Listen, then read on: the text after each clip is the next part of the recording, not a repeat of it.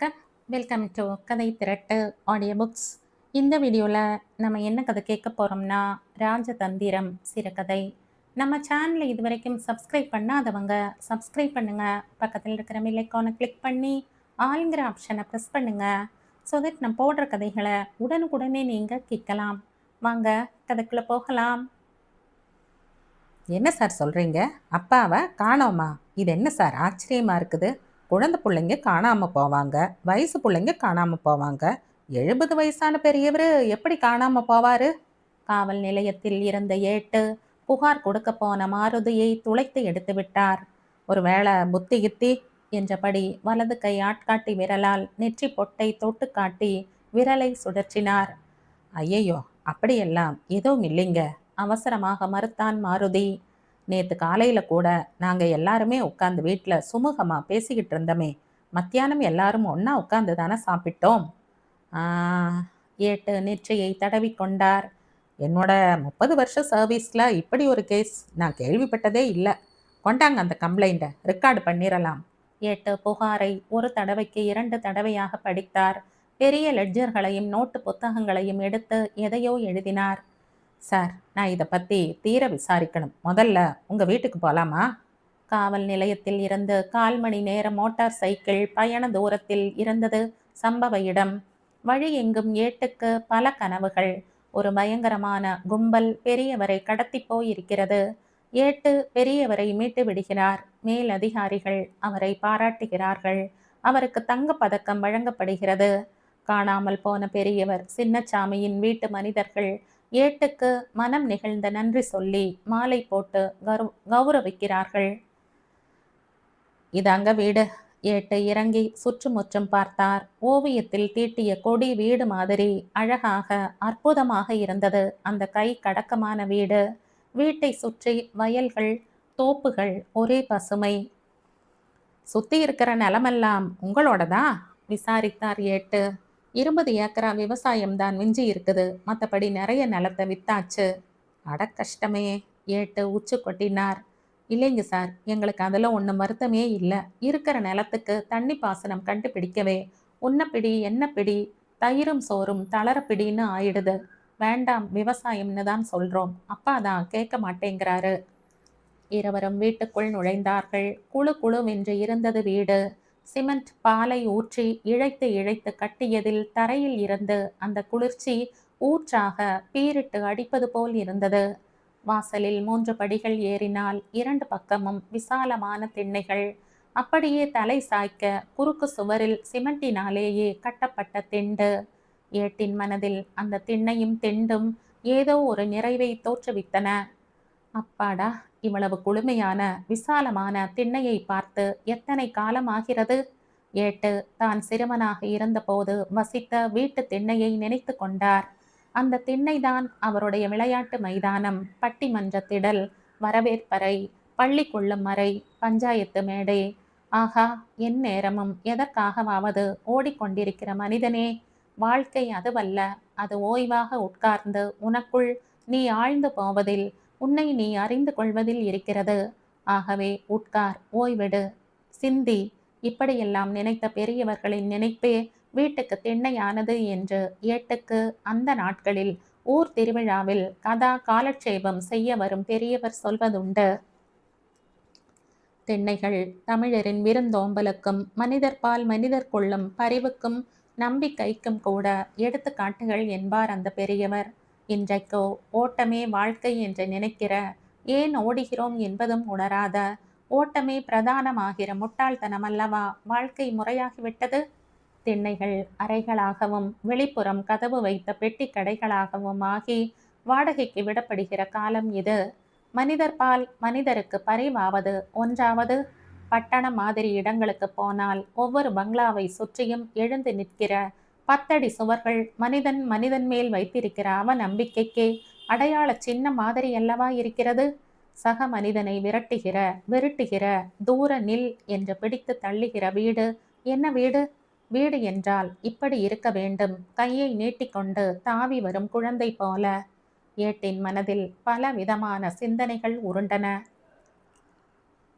ஏட்டின் சிந்தனை ஓட்டத்தை கலைத்துவிடக் கூடாது என்பது போல மாருதியின் அண்ணன் சுந்தரம் வந்து அவர் அருகே மௌனமாக நின்று கொண்டிருந்தான். ஏட்டு நிமிர்ந்து அவனை பார்த்தார். அவன் தன்னை அவரிடம் அறிமுகப்படுத்தி கொண்டான். பிறகு வீட்டுக்கு உள்ளே பார்த்தார். ஹாலில் தலை நரைத்த மூதாட்டி ஒருத்தி ஆவி பறக்கிற வேர்க்கடலையை உரித்து தின்றபடி உட்கார்ந்திருந்தாள். கொட்டடி சேலை, பழைய சிவப்பில் காவடி தோடு, அவள் சரம், கையில் காப்பு, வாடாமல்லி கலர் குங்குமம் பொட்டு, நெற்றி ஓரங்களின் நரையை பொன்னாக மாற்றிய மஞ்சள் பூச்சு. எங்க சித்தி என்றான் சுந்தரம். என்று அதை அங்கீகரித்தபடி வீட்டுக்குள் நுழைந்தார். எங்க சித்தி என்றான் சுந்தரம். என்று அதை அங்கீகரித்தபடி வீட்டுக்குள் நுழைந்தார். சுவரில் மாட்டியிருக்கிற பெரிய புகைப்படத்தின் எதிரே போய் நின்றார். மங்கி காஃபி தூள் வர்ணமாகி கண்ணாடி சட்டத்துக்குள் வெள்ளி கரைசலை பீச்சி அடித்தது போல படத்தின் மேல் ஒரு கோடு விழுந்திருந்தது. சுந்தரத்தின் சித்தி மும்முரமாக வேர்க்கடலையை மென்று கொண்டிருந்தாள். ஏட்டு திரும்பி அவளை ஒரு தடவை பார்த்துவிட்டு மறுபடியும் போட்டோவில் இருந்த இளம் பெண்ணை பார்த்தார். கல்யாண போட்டோ அல்லது கல்யாணம் முடிந்த கையோடு தம்பதிகள் டவுனுக்கு ஒரு பயணம் போய் எடுத்து கொண்டு வருகிற அந்த கால போட்டோ. போட்டோவில் இருந்த நபரை சுந்தரத்துக்கு சுட்டி காட்டி, இதான் காணாம போன பெரியவரா? ரொம்ப பழைய போட்டோவா இருக்குதே. சமீபத்தில் எடுத்த படமா இருந்தா இன்வெஸ்டிகேஷனுக்கு உதவும் என்று தனக்குத்தானே பேசிக்கொள்கிற குரலில் முணுமுணுத்து கொண்டார். அது எங்க சித்தப்பா சார், இதான் சார் எங்க அப்பா என்று சற்று தள்ளி மாட்டியிருந்த ஒரு சிறிய போட்டோவை காட்டினான் சுந்தரம். ஓ, இதான் காணாம போன சின்னசாமி கவுண்டரா? சொன்னாப்புல படம் பழசா இருக்குமே. ஏட்டு நெற்றி பொட்டுகளை தட்டி விட்டு கொண்டார். இதை பாருங்க சார், போன வருஷம் வீட்டு விசேஷத்துல எடுத்த போட்டோ. ஏட்டு போட்டோவை வாங்கி வெளிச்சம் படத்தின் மீது நன்றாக படும்படி திரும்பி நின்று கொண்டு உற்று பார்த்தார். பெரியவர் வயதானாலும் கம்பீரம் தளராதவராக காணப்பட்டார். இது விவாகரத்துக்கு பயந்து கொண்டு வீட்டை விட்டு ஓடி போகிற இனம் அல்ல. விவகாரம் பண்ணுகிறவர்களை வீட்டை விட்டு துரத்துகிற ரகம் என்றது ஏட்டின் மனது. அவர் பார்வை பெரியவரின் பக்கத்தில் நிற்கும் மூதாட்டியின் மேல் படிந்தது. தோ ஹாலில் உட்கார்ந்திருக்கிற பெண்மணிதான். ஒரு கிண்ணம் வேர்க்கடலையையும் காலி செய்துவிட்டு அவள் இப்போது விச்சிராந்தியாக தாம்பூலம் போடும் கட்டத்துக்கு வந்து கட்டு வெற்றிலையை காலி செய்து கொண்டிருந்தாள். ஏட்டு ஒரு நொடியில் புரிந்து கொண்டார். மனைவியை இழந்த சின்னசாமி கணவனை இழந்த தம்பி மனைவியுடன் சேர்ந்து குடித்தனம் பண்ணி கொண்டிருந்தார். ஓ, உங்க சித்தப்பா செத்துட்டாரா என்றார் ஏட்டு. ஆமாம் சார், அவர் போய் 40 வருஷம் ஆகுது. கிட்டத்தட்ட எங்க அம்மா செத்தும் அவ்வளவு காலமாக இருக்கணும். எங்க அம்மாவுக்கு நான் ஒரே வாரிசு. எங்க சித்தப்பா இருக்கும்போதே பிறந்தவன் மாருதி. அவரு செத்த பின்னால பிறந்தவங்க சஞ்சீவியும் அனில்குமாரும் என்றான். பொன் குழந்தைகளே இல்லை போல. ஆமாம் சார், பிறந்தாலும் தங்கறதில்ல, ஏதோ சாபத்தீடு மாதிரி. ஏட்டு திண்ணையை நோக்கி நடந்தார். கிழவியிடம், நீங்க கவலைப்படாதீங்கம்மா, எப்படியும் உங்க வீட்டுக்காரரை கண்டுபிடிச்சிடலாம் என்று தைரியம் சொன்னார். அவளோ, நான் கவலைப்படுறேன்னு உங்ககிட்ட சொன்னனா என்பது போல அவரை ஒரு பார்வை பார்த்துவிட்டு மேலும் 2 வெற்றிலைகளில் சுண்ணாம்பை தடவி வாய்க்குள் திணித்து கொண்டாள். சுந்தரம் மன்னிப்பு கேட்கும் தோரணையில், சில பேரு அப்படித்தான், துக்கம் அளவுக்கு மீறி போயிடுச்சுன்னா புத்தி பேதலிச்சு இந்த மாதிரி எல்லாம் எதையாவது செய்வாங்க. ஏட்டு அதை காதில் வாங்கி கொள்ளாதவராக திண்ணையில் உட்கார்ந்தார். இனிப்பு பாகில் மிதக்கிற மக்கன் பேடாவையும் ரிப்பன் பக்கோடாவையும் அவருக்கு முன்னால் கொண்டு வந்து பவ்யமாக வைத்தாள் ஒரு இளம்பெண். சில கணங்களில் செம்பில் தண்ணீரும் பெரிய பூனா கிளாஸில் மோரும் வந்தன. என் சம்சாரம் என்றான் சுந்தரம். ஓ, இவங்கெல்லாம் இங்கே தான் இருக்காங்களா என்றார் ஏட்டு. இல்லைங்க, நாங்கள் அயனாவரத்தில் இருக்கோம். நான் ரயில்வேயில் டிடிஆராக இருக்கேன். சின்ன தம்பி மச்சினிக்கு வெள்ளிக்கிழமை புட்டு சுத்துறாங்க. சரி, நாமளும் ஒரு குடும்பமாக சேர்ந்திருந்து நாளாவது என்ன.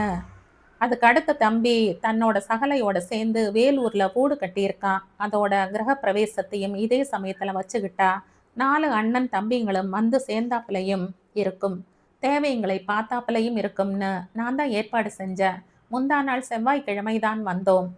ஓ, அப்போ நீங்கள்லாம் விசேஷத்துக்கு வந்தவங்க. மற்றபடி இந்த அம்மாளும் உங்கள் அப்பாரும் தான் எப்பவும் இங்கே இருக்கிறவங்க. ஏட்டு அவனை நிமிர்ந்து பார்த்தார். ஆமாம் என்பது போல தலையை ஆட்டினான் சுந்தரம். அப்போ நான் மற்றவங்களை விசாரிக்கணும். அக்கம் பக்கத்தில் வீடுங்களை காணோம், இருந்தால் அவங்ககிட்டையும் விசாரிச்சிருப்பேன். நீங்க அந்த மெட்ராஸ் போட்டோ காப்பி ஒன்று எனக்கு கொடுத்துடுங்க. அதே தான் வேணும்னு இல்லை, சமீபத்தில் எடுத்த வேற போட்டோவா இருந்தா கூட போதும். சாணி தெளித்து தெளித்து பசு மஞ்சள் நிறமாக இருந்த முன் வாசலையும் அதில் தத்தி தாவும் சிட்டுக்குருவிகளையும் பார்த்தபடி மீண்டும் யோசனையில் ஆழ்ந்தார் ஏட்டு. அவர் மனம் காணாமல் போன சின்னசாமியை பற்றி பல கணக்குகளை போட்டது. கண்களை மூடிக்கொண்டிருந்த ஏட்டு மனித நடமாட்டம் கேட்டு கண்களை திறந்தார். எதிரில் நின்றவர்கள் காணாமல் போன சின்னசாமியின் பிள்ளைகளாக இருக்க வேண்டும். சுந்தரம் ஒவ்வொருவரையும் அறிமுகப்படுத்தி வைத்தான். சார், ஸ்டேஷனுக்கு வந்த மாருதி வேலூர் ஊரிசு காலேஜில் லெக்சரராக இருக்கான்.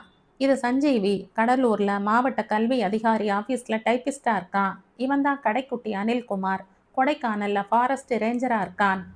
ஏட்டு ஒவ்வொருவரையும் விசாரித்தார், குறிப்புகள் எடுத்துக்கொண்டார். சரி, அப்போ நான் கிளம்புறேன். வெளியிலையும் இதை பற்றி விசாரிக்க வேண்டி இருக்குது. வேலூருக்கும் போகணும். அச்சானியமாக பேசுகிறேன்னு நினைக்காதீங்க.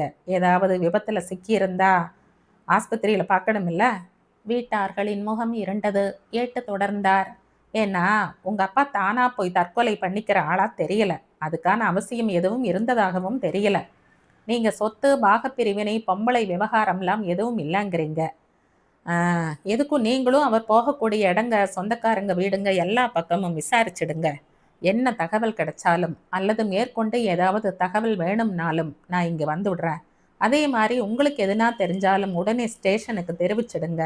ஏட்டு புறப்பட்டார். சுந்தரத்தின் கையை பிடித்து கொண்டு நின்ற பெண் தாத்தா தாத்தா என்று தேம்பியது. பெண்கள் எந்த நிமிடத்திலும் அழுது விடுவார்கள் போல கண்ணீரில் விளிம்பில் நின்றார்கள். எவ்வளவு பாசம்! எல்லாம் ஒன்றுக்குள் ஒன்று என்று சொந்தத்திலேயே இருக்கிற பெண்கள் இவ்வளவு அன்பும் பாசமும் கொண்ட குடும்பத்தாரை விட்டுவிட்டு, அதுவும் அபூர்வமாக அவர்கள் எல்லோரும் ஒன்றாக சேர்ந்திருக்கும் வேளை பார்த்து இந்த கிழவர் ஏன், எதற்கு, எப்படி காணாமல் போயிருப்பார்? சிந்தனை செய்தபடியே வீட்டுக்கு வெளியே இருந்த வேப்ப மரம் வரை போன ஏட்டு சட்டென்று திரும்பி, தம்பி இப்படி வாங்க என்றார் பொதுவாக. எல்லோருக்கும் இளையவனான அனில்குமார் ஏட்டை நோக்கி ஓடி வந்தான். ஏட்டு அவன் காது அருகே குனிந்து, தம்பி, நம்பிக்கையான ஆளுங்க யார்கிட்டையாவது சொல்லி எதுக்கும் அக்கம் பக்கத்தில் இருக்கிற கிணறு குளம் குட்டையெல்லாம் தேடி பார்த்துடுங்க. வீட்டுக்குள்ளே வச்சு இதை சொன்னால் பொம்பளை ஆளுங்க கலவரப்படுவாங்கன்னு தான் உங்களை வெளியே கூப்பிட்டு இதை சொல்கிறேன். நீங்களே பொறுப்பாக ஏற்பாடு பண்ணி தேடுங்க. அப்புறம் உங்கள் அப்பாவுக்கு குடிப்பழக்கம் உண்டா? இல்லைன்னா வயல் வரப்பு தகராறுன்னு யார்கிட்டையாவது விரோதம் உண்டா? இல்லை சார், இல்லவே இல்லை என்றான் அனில்குமார். ஏட்டு கிளம்பி போனார். பின்னோடே வீட்டில் வேறு எதையோ சொல்லிவிட்டு அனிலும் வெளியேறினான். நானும் போய் விசாரிச்சு பார்க்குறேன் என்ற மாருதி சற்று நேரத்தில் புறப்பட்டான். சுந்தரமும் சஞ்சீவியும் மட்டும் வீட்டில் இருந்தார்கள். செவ்வாய்க்கிழமை சகோதரர்கள் ஒவ்வொருவராக தங்கள் குடும்பத்துடன் ஊருக்கு வந்தது. பெரியவரிடம் பேசியது பற்றியே பன்னி பன்னி பேசிக் கொண்டிருந்தார்கள். எத்தனை தடவைகள் புரட்டி புரட்டி பேசினாலும் பெரியவர் வருத்தப்படும்படியாகவோ கோபப்படும்படியாகவோ தங்களில் யாரும் எதையும் சொல்லிவிட்டதாக அவர்களுக்கு தோன்றவில்லை. எப்பொழுதும் பேசுகிற பேச்சுதான், அதற்கு எப்போதும் பெரியவர் தரும் விடைதான். எப்போதும் போல பெரியவர்தான் பிரச்சனையை தொடங்கினார். ஏண்டா, 4 பேரும் ஆளுக்கு 5000 போட்டா கூட அந்த கிணத்தை சரி பண்ணிடலாம். தண்ணி நிரஞ்சனமாக இருந்தால் கரும்பு, நெல், வேர்க்கடலைன்னு பலதும் பயிர் பண்ணலாம். போன வருஷம் கிணறு விஷயத்துக்குன்னு தம்பி பணம் கொடுத்தானே, அது என்னாச்சு என்றான் மாருதி. என்னாச்சா? ஆள் கூலி, உரம், பூச்சி மருந்துன்னு இழுத்துக்கிட்டு போயிடுச்சு. விவசாயம் பார்க்குறதுன்னு என்னன்னு நினச்சிங்க? ஆஃபீஸில் கையெழுத்து போட்டு சம்பளம் வாங்குற உத்தியோகம்னா? பெரியவர் ஏளனமாக சிரித்தார். நாங்கள் அதுக்கு தான் சொல்கிறோம், இந்த அல்லாட்டமே வேணாம், நீ எங்கள் கூட வந்து இருன்னு. எனக்கு அதெல்லாம் பிடிக்காதுப்பா. சரி, அப்போ விவசாயம் பண்ணுறதையாவது நிறுத்திக்க. உனக்கு தேவையானதை மளிகை கடையில் வாங்கிக்க. நாங்கள் பாக்கியை கட்டிடுறோம். இந்த கட்டை அப்படியெல்லாம் யாரையும் அண்டி நிற்காது. சரி, ராணிப்பேட்டை, அரக்கோணம், வேலூர் எங்கேயாவது போய் டவுனில் குடியிரு. இப்படி வயக்காட்டு நடுவில் ஆளில்லாத காட்டில். சுந்தரம் சொல்லி முடிப்பதற்குள் பெரியவர் குறுக்கிட்டார். என்ன பேச்சுடா? நான் பாட்டுக்கு நிலத்தை தரிசா போட்டுட்டு போயிடுறதா? நிலத்தை வித்துடுப்பா, வந்த விலைக்கு வித்துடு. வித்துட்டு பேங்க்ல பணத்தை போடு, வட்டி வரும், செலவுக்கு வச்சுக்க. இந்த உசுறு உள்ள வரை விவசாயம் தாண்டா என் தொழில். எங்கள் அப்பன் பாட்டை ஆண்ட மண்ணிடாது. இதை விட்டுட்டு மாட்டேன், விவசாயம்தான் செய்வேன். நஷ்டம் வந்தாலும்? ஆமாம். எத்தனை அல்லாட்டமானாலும்? ஆமா செய்வேன். என்னப்பா 70 வயசுல உனக்கு இந்த பிடிவாதம்? ஏண்டா, என் தொழிலை நான் செய்வேன்னா அது பிடிவாதமா? ஏன்பா ஊர்ல 4 பேரு எங்களை என்னப்பா மலை மாதிரி 4 புள்ளைங்க இருந்தும் உங்க அப்பனை இப்படி அத்துவானமா விட்டுட்டீங்கன்னு கேக்குறாங்களேப்பா. அதே ஊரு சனம் தலைமுறை தலைமுறையா விவசாயம் பண்ணி கொழிச்ச குடும்பம் இப்படி கை நீட்டி சம்பளம் வாங்குற வேலை வந்துடுச்சுன்னு அம்போன்னு நிலத்தை போட்டுட்டு போயிடுச்சுங்களேன்னு பேசும். அதை விடு, முடிஞ்சா காசு கொடுங்க, இல்லையா விடுங்க என்ற பேச்சுக்கு முற்றுப்புள்ளி வைத்தார் பெரியவர். இந்த பேச்சும் விவாதமும் புதிது அல்ல, வருடந்தோறும் வருவது. இந்த பேச்சில் காரமும் இல்லை, கசப்பும் இல்லை. பேசி பேசி அது ஒரு சடங்கு என்கிற நிலையை கூட எய்துவிட்டது. அதற்கு பிறகுதான் குடும்பத்தார் எல்லோரும் வட்டமாக உட்கார்ந்து கோழி குழம்பும் வறுத்த கறியும் வைத்து திருப்தியாக மத்தியான சாப்பாடு சாப்பிட்டார்கள். அப்போதெல்லாம் பெரியவர் கலகலப்பாகவே இருந்தார். உண்ட களைப்பு தீர படுத்தபடி வெள்ளிக்கிழமை கிரக பிரவேசத்துக்கும் மஞ்சள் நீராட்டுக்கும் வேலூர் போக வேண்டியிருந்தது பற்றி பேசிக் கொண்டிருந்தவர்கள் அப்படியே கண் அயர்ந்து விட்டார்கள். எழுந்து பார்த்தால் பெரியவரை காணவில்லை. அந்த புதன்கிழமை இரவில் இருந்து 48 மணி நேரத்துக்கு மீண்டும் மீண்டும் இதையே மனதிற்குள் ஓட்டி ஓட்டி இதையே பேசி பேசி சுந்தரத்துக்கு களைப்பாக கூட இருந்தது. பெரியவர் பத்திரமாக வீடு திரும்ப வேண்டும் என்று பெயர் தெரிந்த தெய்வங்களை எல்லாம் வேண்டிக் கொண்டாயிற்று. மறுநாள் சனிக்கிழமை காலை ஒன்றுமே நடக்காதது போல பெரியவர் வந்து திண்ணையில் உட்கார்ந்து கொண்டிருந்தார். சுந்தரமும் சஞ்சீவியும் வீட்டுக்குள்ளிருந்து பரபரப்பாக ஓடி வந்தார்கள். என்னப்பா நீ எங்க போயிட்ட? உன்னை எங்கெல்லாம் தேடுறது? பாரு, மாருதியும் அனிலும் வியாழக்கிழமை போனவங்க இன்னும் வரலை. எதுக்குடா என்ன போய் தேடுறீங்க? காணாம போறதுக்கு நான் என்ன சின்ன குழந்தையா? ஏதோ மனசுக்கு கஷ்டமா இருந்துச்சு. சோளிங்கர் போய் எங்க அப்பன் ஆஞ்சநேயர் காலடியில் உட்கார்ந்துட்டேன் என்று சிரித்த பெரியவர், அப்ப நீங்க வேலூர் விசேஷத்துக்கு போகலையா என்றபடி மனைவியை குறிப்பாக பார்த்தார். சோளிங்கரா, அங்க எல்லாம் கூட உன்னை தேடுறதுக்கு ஆள் வந்துச்சேப்பா என்று சொல்லிவிட்டு வேலு எதையோ பேசவா எடுக்க சுந்தரத்தின் காதில் கிசுகிசுத்தாள் அவன் மனைவி. விடுங்க பேசாம, பெருசுங்க குறும்ப பார்த்தீங்களா? நாம வேலூர் போறது கிழவிக்கு பிடிக்கல, அதுக்காக இந்த நாடகம். வாயை திறந்து சொல்லி இருக்க வேண்டியது தானே. அதான் நாமெல்லாம் தவியா தவிக்கிறப்ப கிழவி மட்டும் கம்முன்னு இருக்குதேன்னு பார்த்தேன் என்றாள். சச்ச, எதையாவது வீணா கற்பனை பண்ணிக்காத என்று சுந்தரம் மனைவியை அடக்கினானே தவிர அவள் சொல்லியதில் உண்மை இருக்கலாம் என்றே அவனுக்கும் பட்டது. போலீஸ் ஸ்டேஷனுக்கு தகவல் சொல்ல புறப்பட்டான். கல்கி தீபாவளி மலர் இதழில் வெளியான சிறுகதை இது. இந்த கதை உங்களுக்கு பிடிச்சிருந்தா லைக் பண்ணுங்க, ஷேர் பண்ணுங்க, சப்ஸ்கிரைப் பண்ணுங்க. மற்றும் ஒரு இன்ட்ரெஸ்டிங்கான கதையோட அடுத்த வீடியோவில் சந்திப்போம். பாய், தேங்க்யூ.